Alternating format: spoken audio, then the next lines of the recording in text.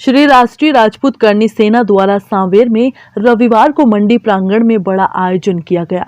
बताया जाता है कि आरक्षण के मुद्दे पर 9वीं अनुसूची में आरक्षण को शामिल करने के विरोध में करनी सेना ने सांवेर के बाईपास स्थित महाराणा प्रताप की प्रतिमा पर एकत्रित होकर नगर के प्रमुख मार्ग होते हुए शोभा यात्रा निकालकर मंडी प्रांगण पहुंचे, जहां आम सभा आयोजित की गई। इस दौरान हजारों युवा आयोजन में शामिल हुए, जहां करनी सेना के लिए लगातार नारेबाजी की गई।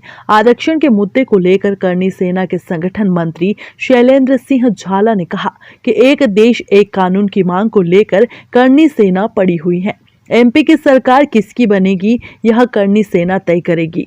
हम लोग सरकार बनाने का दम रखते हैं तो सरकार गिराने का भी। संगठन मंत्री बोले कि एक देश एक कानून की मांग पर करनी सेना सदैव अड़ी रहेगी। जबकि इस समय प्रदेश में होने वाले 28 विधानसभा क्षेत्र में उपचुनाव होने को है। अब इस तरफ जहां चुनावी जनसंपर्क चल रहा है, तो वहीं दूसरी ओर करनी सेना के आयोजन में युवाओं की तादाद में सांवेर के प्रत्याशियों को सोचने पर मजबूर कर दिया है। वहीं श्री राष्ट्रीय राजपूत करनी सेना के प्रदेश अध्यक्ष श्री जीवन सिंह शेरपुर ने कहा कि प्रदेश में होने वाले उपचुनाव की नहीं बल्कि पूरे देश के चुनाव को करनी सेना प्रभावित कर सकती है। हालांकि मध्य प्रदेश में 28 विधानसभा क्षेत्रों में उपचुनाव है। इसको लेकर उन्होंने कहा कि फिलहाल भाजपा या कांग्रेस किसी भी दल के किसी भी बड़े नेता से इस बारे में बात नहीं हुई है। उन्होंने स्पष्ट कहा कि जो उनकी बात मानेगा और उनका साथ देगा, करनी सेना उसी के साथ रहेगी और उसे ही जिताएगी।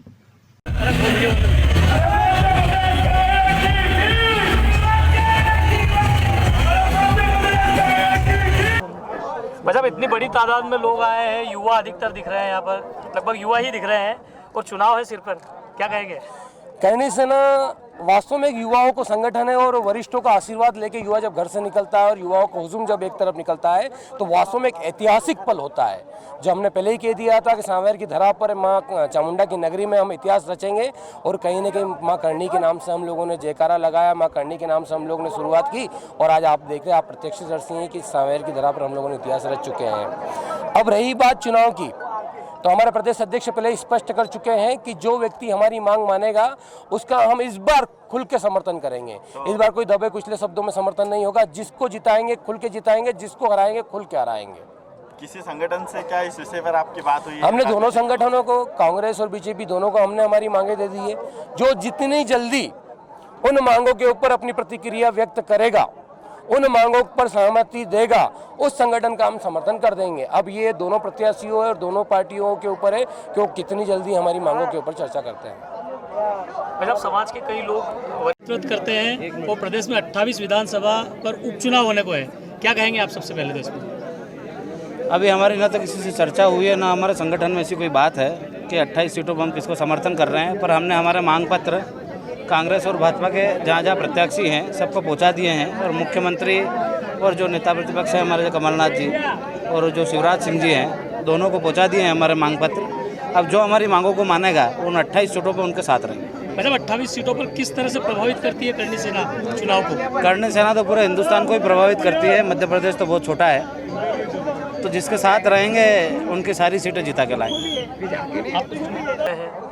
तो आप उनके लिए क्या कहना चाहेंगे, सेना में आने के लिए या आमंत्रण किसी तरह का क्या कहेंगे? मैं समाज के उन लोगों से कहना चाहूँगा कि पहले समाज सर्वोपरि होना चाहिए। राजनीति तो होती रहेगी, लोकतांत्रिक व्यवस्था है, राजनीति होना भी चाहिए, लेकिन समाज से आप लोगों ने राजनीति में कदम रखा है और जिस सीढ़ी पर आपने पांव रख के कदम रखा है और आज उसी को भूल रहे हैं, तो समाज कभी आपको माफ नहीं करेगा। और वास्तव में आप समाज के हित की बात करते हैं, समाज के अधिकारों की बात करते हैं, समाज के लिए लड़ने के लिए खड़े हैं, तो वास्तव में जैसे हम रोड पे उतर रहे हैं इन पार्टियों के खिलाफ, आप भी हमारे साथ रोड पे उतरिए, तब हम मानेंगे आप वास्तव में समाज के हैं। आपने देखा होगा करनी सेना का इतना बड़ा आयोजन था, न किसी राजनीतिक नेता का, न किसी पार्टी का, न किसी सामाजिक नेता का भी हमने यहाँ पर होर्डिंग या बैनरबाजी या नाम नहीं आने दिया है, क्योंकि करनी सेना के दम पर हमने किया था, किसी और के दम पे कार्यक्रम नहीं किया है। और इससे भी ज्यादा बड़े बड़े कार्यक्रम हम कर चुके हैं कि प्रत्यक्ष प्रमाण की जरूरत नहीं होती है। आप लोग सब साक्षी हैं इंदौर कार्यक्रम और इनके।